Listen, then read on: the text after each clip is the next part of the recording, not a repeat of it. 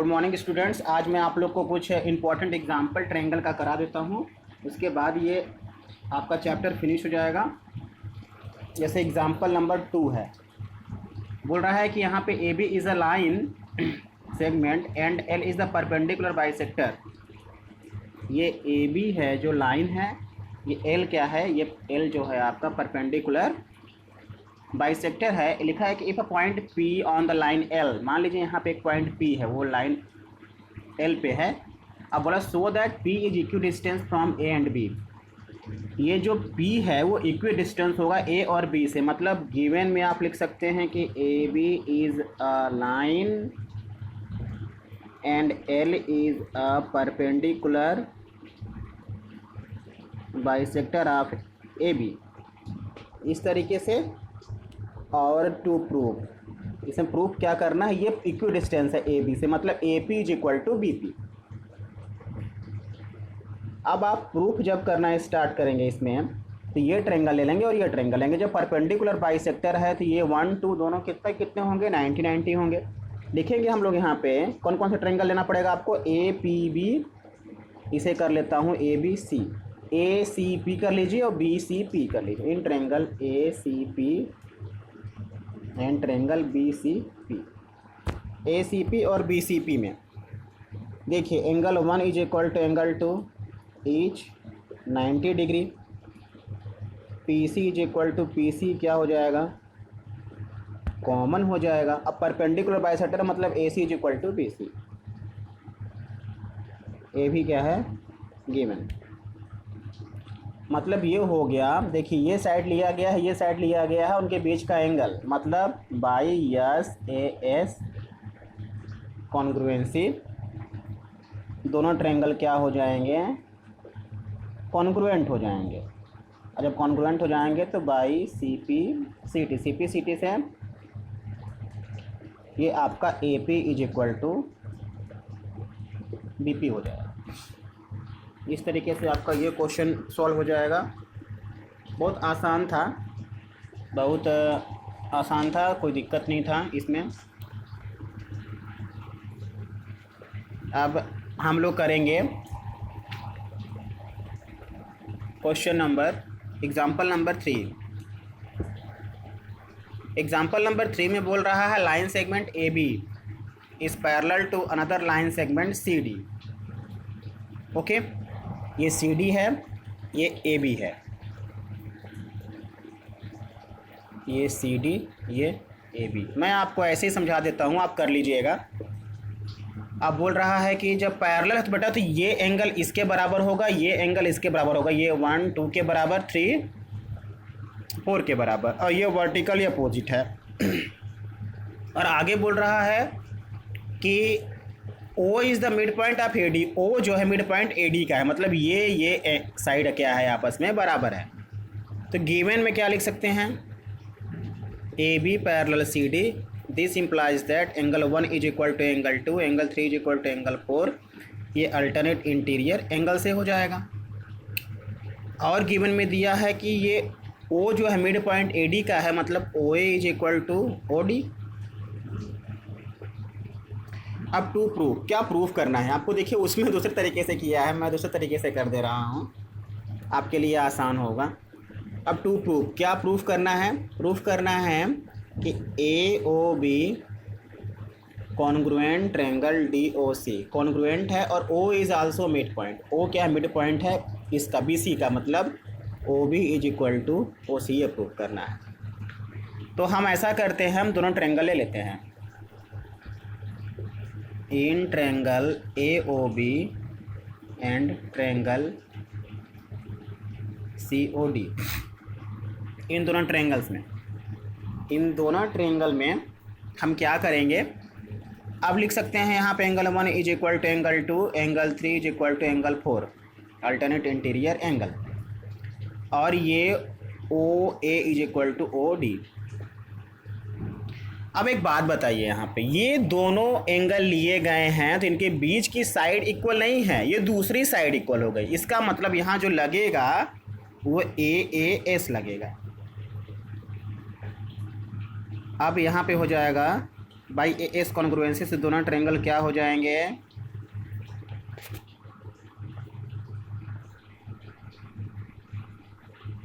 ये दोनों ट्रायंगल क्या हो जाएंगे, कॉन्ग्रुएंट हो जाएंगे। अब फिर हम लोग लिखेंगे by C P C T से ये O B is equal to O C prove हो जाएगा। अब फिर अब नीचे आप लिख दीजिएगा O is mid point of B C. O जो है मिड पॉइंट है किसका, बी सी का। इस तरीके से आपका ये क्वेश्चन भी हो गया, बहुत आसान था, टफ नहीं था ये। इस तरीके से आप आगे भी ढेर सारे क्वेश्चंस लगा सकते हैं। दोनों थ्योरम मैंने आपको बता ही दिया कैसे करना है।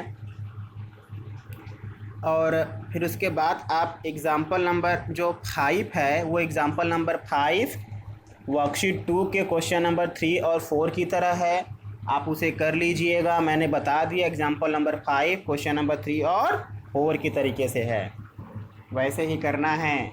एग्ज़ाम्पल नंबर अब हम लोग देखेंगे 6। एग्ज़ाम्पल नंबर 6 में क्या कह रहा है, एग्ज़ाम्पल नंबर 6 में बोल रहा है कि ए बी सी दिया हुआ है, ये एक कैसा ट्रायंगल है आइसोसेलस जिसमें ये साइड इसके बराबर है।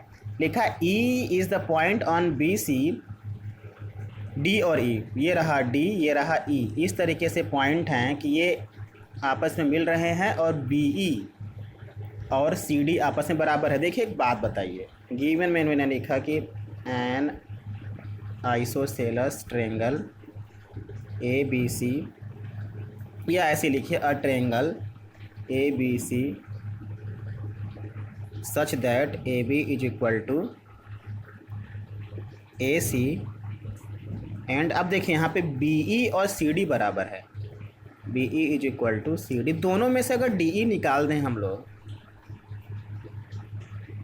दोनों में से डी ई घटा रहे हैं, देखिए अब बी में से डी घटाएंगे तो बी डी इक्वल हो जाएगा, सी डी में से डी घटाएंगे तो ई सी इक्वल हो जाएगा।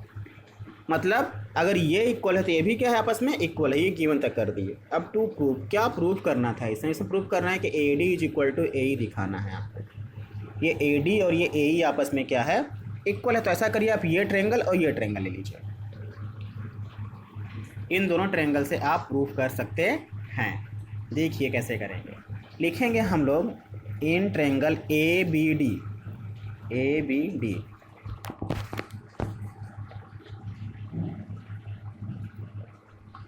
इन triangle A B D and triangle A C E, ये दोनों ट्रायंगल हो गए।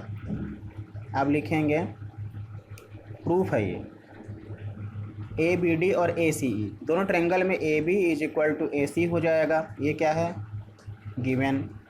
Angle B is equal to angle C कैसे आ गया, angles opposite to equal side, 2 हो गया।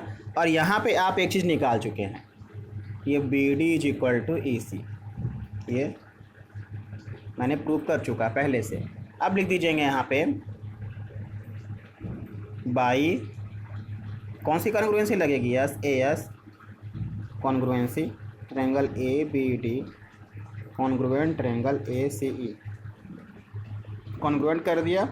फिर by C P C T से A D is equal to A, इस तरीके से आपका क्वेश्चन सॉल्व हो गया। देखिए मैंने बता दिया आपको, समझा दिया, बहुत आसान क्वेश्चन था। ऐसे ही आपको क्वेश्चंस लगाने हैं। अब एक बहुत इंपॉर्टेंट क्वेश्चन है, वो एग्ज़ाम्पल नंबर 9 है। देखिए मैंने दिखाया आपको इस तरीके से, देख लीजिए एग्ज़ाम्पल नंबर 9 भी है। तो बेटा कई बार पेपर में आया है और पिछले साल भी आया था, उसे देख लीजिए, वो बहुत इम्पोर्टेंट क्वेश्चन है। उसमें बोला है एग्ज़ाम्पल नंबर 9 में कि एग्ज़ाम्पल नंबर 9 बोल रहा है कि D is the point on the side B C, एक ट्रायंगल है ए बी सी, इसमें D एक पॉइंट है given a triangle A B C in which, इसमें D is a point such that, इस तरीके से कि यहाँ पे A D is equal to A C है। ये ए डी जो है वो ए सी के बराबर है, मतलब ये 1 और ये 2 आपस में क्या है इक्वल है। अब आपको टू प्रूफ, क्या प्रूफ करना है? आपको ये प्रूफ करना है कि ए बी जो है वो बड़ा होगा किससे? ए डी से। ये जो ए बी जो है वो ए डी से क्या होगा? बड़ा होगा। अब लिखते हैं हम लोग यहाँ पे प्रूफ। अब देखिए यहाँ पे पहली बात कि ये A D is equal to A C है, इसका मतलब ये ए डी के सामने का एंगल 2 और ए सी के सामने का angle 1, angle 2 is equal to angle 1 आपस में क्या होगा? बराबर होगा। लिखेंगे यहाँ पे angles opposite to equal sides, angle opposite to equal sides, इस तरीके से करके आप दिखा देंगे। अब एक बात बताइए मेरे को, मैं बहुत इंपॉर्टेंट क्वेश्चन आपसे पूछ रहा हूँ, देखिएगा। अब लिखिए बाई एक्सटीरियर एंगल प्रॉपर्टी, ये एंगल 1 जो है अगर यहाँ पे एक्सटीरियर एंगल लगाएंगे तो ये एंगल 1 जो है इसके और इसके सम के इक्वल होगा। होगा कि नहीं होगा? होगा ना। तो आप बताइए, तो जब इसको मिला के एंगल 1 आ रहा है तो ये एंगल 1 जो है वो बड़ा होगा एंगल बी से कि नहीं बड़ा होगा? बिल्कुल बड़ा होगा। ये देखिए मैंने यहाँ पे लिखा, ये आपको समझ में आया होगा अच्छे से। देखिए मैं फिर से बोल दे रहा हूँ, एक्सटीरियर एंगल प्रॉपर्टी जब लगाते हैं तो sum of two interior opposite angle is equal to the exterior angle. तो ये जो है जब इन दोनों को मिला के ये आता है तो इसका मतलब ये जो है इससे भी बड़ा होगा, इससे बड़ा होगा। और मैं लिखा यहाँ पे, वही मैं लिखा है कि एंगल 1 जो है is greater than angle B. अब एक बात बताइए, अब मैं एंगल 1 की जगह पे, इस एंगल 1 की जगह पे एंगल 2 लिख दूँ? लिख सकते हैं ना। Angle 2 is greater than angle B. अब यहाँ पे लिख दीजिएगा angle 1 is equal to angle 2, पहले से क्या है? बराबर है। अब देखिए, अब 2 के सामने का साइड क्या है? ए बी, और बी के सामने का साइड क्या है?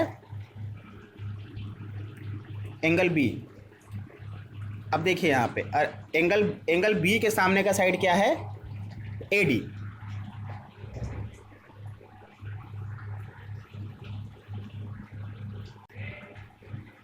अब देखिए यहाँ पे आप लोग, एंगल 2 हो गया और एंगल ये आपका बी हो गया। बी मतलब पूरा। अब पूरे ट्रायंगल में लीजिए, पूरे ट्रायंगल उठाइए।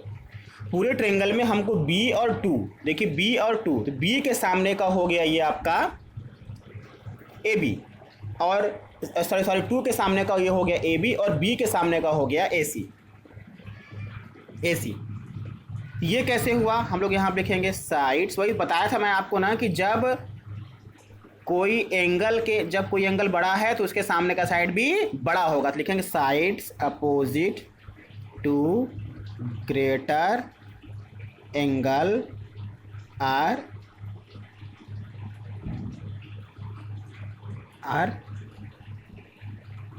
Larger. Side opposite to greater angle is larger.